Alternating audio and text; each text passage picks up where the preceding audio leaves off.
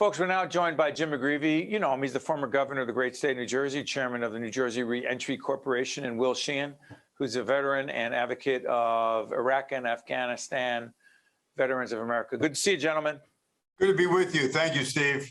Hey, Jim, before we go to Will, real quick, set this up. New Jersey prisoner reentry. Your corporation involved with veterans because what's the problem with discharges, Jim? Why is New Jersey Reentry Corporation caring about discharges of veterans? And what the heck does that have to do with reentry? The great question is, the first data point is that 8% of the people in state prisons are veterans, disproportionately combat veterans.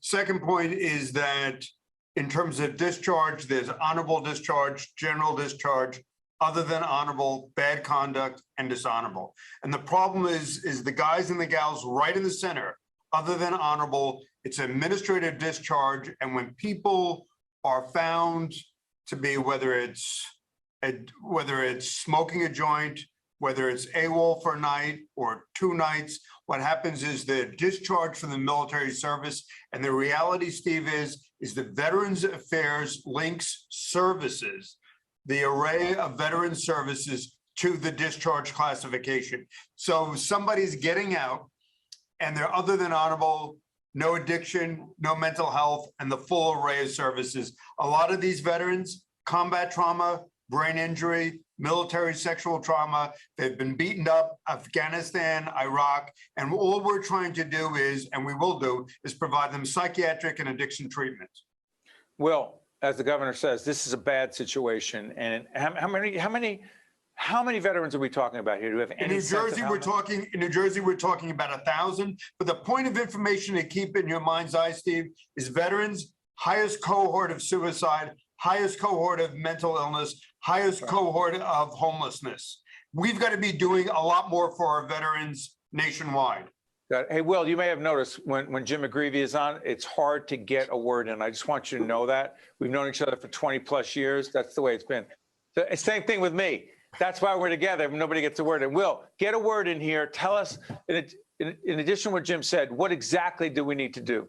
Yeah, so, I mean, it's the Irish gift of gab there, Steve. So, Wait a minute, I'm Italian. What's my excuse? Go ahead, I'm sorry.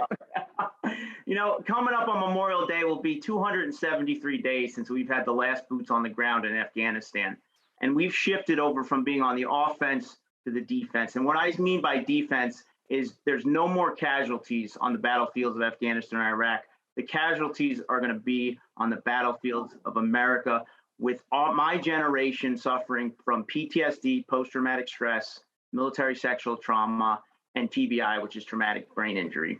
The great thing about what the governor is doing here, and the great thing about what the state will be doing here soon, is that they are giving triage and benefits to these folks who went to far off places to go fight the world's evil and now have come back and need the benefits and services that they've earned. Hey, Jim, is this a legislative issue? Well, it could be. So what happens is Congress, whether you're Democrat or Republican, you should give a darn about these guys and make sure that their health care is clinically driven. And I get it. Whether the Marine Corps, the Army, or the Air Force wants a discharge based on what somebody does it in terms of field command, I get that. But with all due respect, for a minimal violation, the VA, all of their benefits shouldn't go down the drain. And so what we're doing this with Hackensack Meridian, we're doing this with University of Pennsylvania and Princeton and Discovery Institute. We're getting them into a psych center. We're stabilizing them. 30 days of psychiatric residential treatment, 30 days of addiction treatment, a total package of 70 days. Stephen, if they didn't have this, they would have nothing. And so these guys are coming back and their stories are brutal. One young man, he's a medic. He's picking up body parts. He literally, Steve, smoked 1 joint. Not that I'm endorsing it, but the point was the Marines found THC in his urine. He gets an OTH discharge and he gets no benefits. OTH is other than honorable. Yes. But Will, hold on 1 second. As I listen to the governor, Jim, there's my question. Jim is saying the military has to do what the military does, but if the military leadership knows that that discharge status adversely affects ability of a veteran who's given so much to our country, then why wouldn't they just change the discharge policies? So what the governor, Hold on, Jim. I'm going to get Will on this. Go ahead, Will. I will. so what the governor is really providing is he's providing something of being at the forefront, but he's also providing bridge benefits.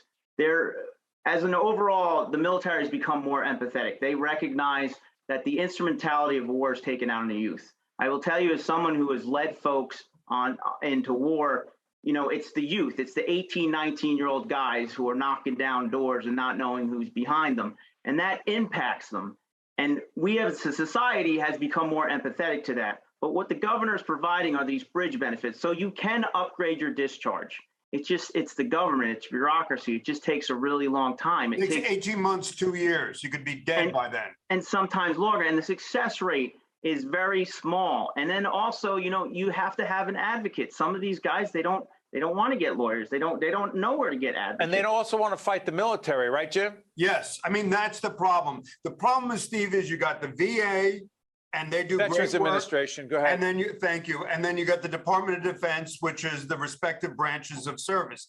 And the reality is that the VA benefits are tied or linked to discharge. And what I would respectfully, whether you're Republican or Democrat, the VA benefits should be clinically driven based on what the guy or gal needs in terms of mental health and addiction and mental services.